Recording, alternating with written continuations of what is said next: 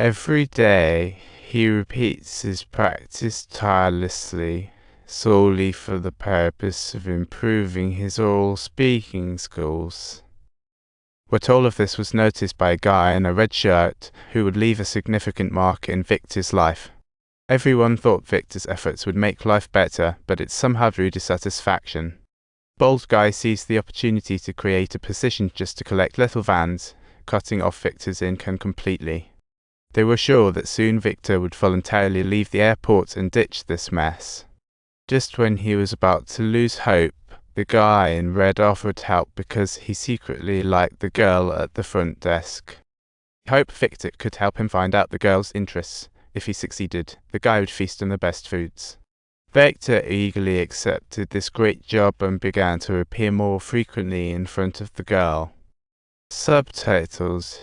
He somewhat exaggeratedly relayed the information he had gathered to the guy in the red shirt, and consequently, he no longer had to fret about food and drink, and his oral training also became much better.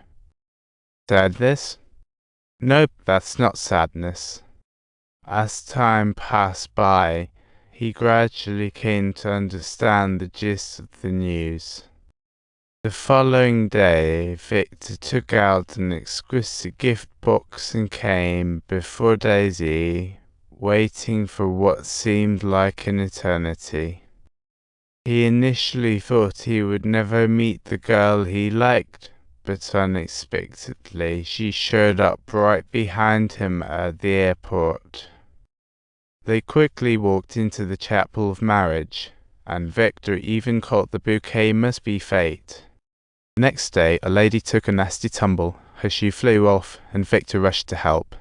He even handed a flight attendant a discount coupon for insoles, and she smiled brightly in return. That smile tugged at Victor's heart, but the next moment she was kissing an old man, a classic case of unrequited love. Little did she know, not long after, she bumped into the girl again and overheard her phone call. Subtitles. It turns out that she broke up with her ex-partner because of a quarrel. Come on, this kind of story is so common. At 39, she was still waiting. What she got was nothing but empty promises. To thank Victor for his listening ear, Lisa decided to invite him for dinner. But trapped at the airport, she had to regretfully decline. An airport janitor witnessed this and wanted to take the initiative to invite the girl out. He looked for jobs everywhere but kept getting turned down. The reasons were always the same. Nobody wanted to hire a mystery person. By nightfall, Victor still hadn't found a job. On her way home, she stumbled upon an unfinished wall that she just couldn't ignore. This wall was so poorly made, it made her cringe and she couldn't resist fixing it herself. The experienced Victor, dealing with this little wall, held no suspense at all. After a night of meticulous renovation, the wall looked entirely brand new, and the construction crew was stunned.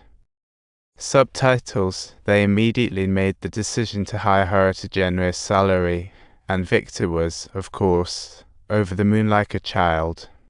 But the bald guy was not giving up on Victor. He came up with another brilliant idea.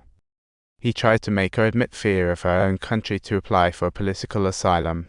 You return to your own country. I know what is happening.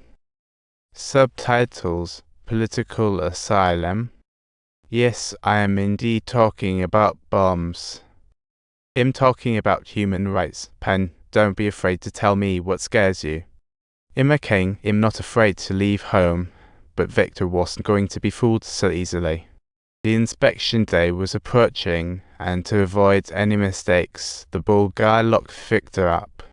The more he worried, the more trouble knocked at his door. The day of the inspection, the Eastern Europeans were agitated, brandishing their medications like they were weapons. But with a language barrier, they couldn't communicate effectively, and the translator was an eye away. So the bald guy had to pull Victor in to act as a translator, promising she'd get to go to New York if he helped out. Turns out this medication was a lifesaver for her father, but they were refused due to a lack of proof. The man knelt down pleading, but the bald guy remained unmoved. He insisted on following the rules, but kind-hearted Victor couldn't bear to witness this. Suddenly an idea struck him. He fabricated a reason, but the bald guy was skeptical.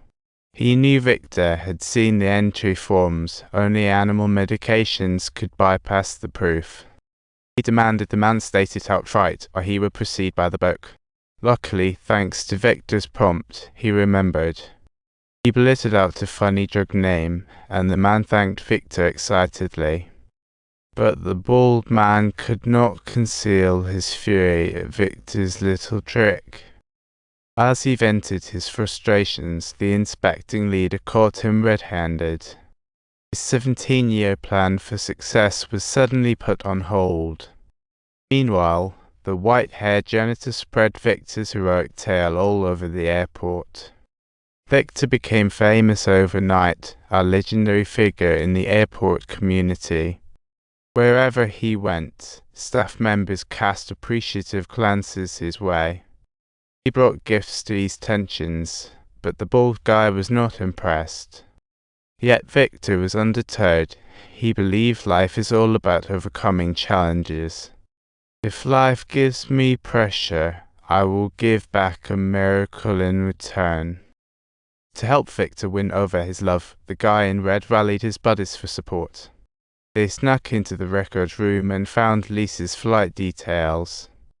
Just as the girl stepped into the airport, they blocked her path with a food cart.